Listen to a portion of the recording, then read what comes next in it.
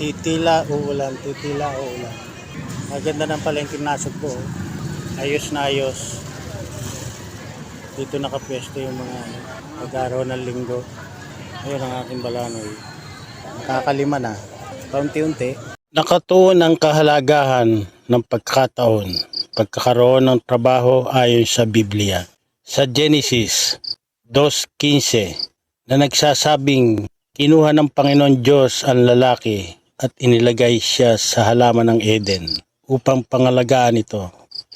Ipinapakita sa Biblia na ang trabaho ay isang pagtutupad ng ating tungkulin at responsibilidad bilang mga nilalang. Sa pamamagitan ng ating mga gawain at pagsisikap sa ating trabaho, ipinakikita natin ang ating dedikasyon at pagsunod sa mga utos ng Diyos na naglalaman ng pagmamahal sa kapwa at pag-aalaga sa mga biyaya na ibinibigay sa atin. Ang trabaho ay hindi lamang sa isang paraan upang kumita ng kabuhayan, kundi isang paraan rin upang magbigay pugay at isang pasasalamat sa ating pinagmulan sa pamamagitan ng ating mga kilos at serbisyo sa kapwa at sa Panginoon. Ang pagkakaroon ng trabaho ay may mahalagang papel sa ating buhay. Sa pamamagitan ng trabaho, natutugunan natin ang ating pangangailangan sa kabuhayan.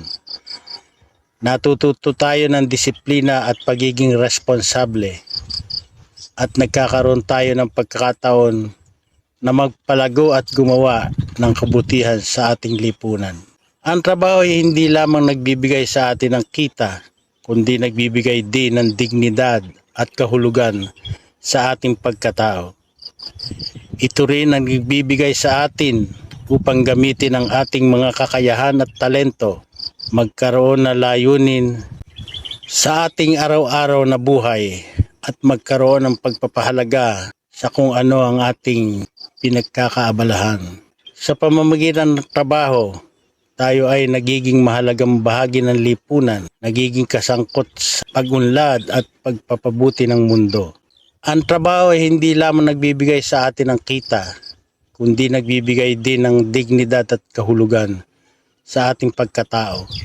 Ito rin ang nagbibigay doon sa atin upang gamitin ang ating mga kakayahan at talento, magkaroon ng layunin sa atin araw-araw na buhay at magkaroon ng pagpapahalaga sa kung ano ang ating pinagkakaabalahan.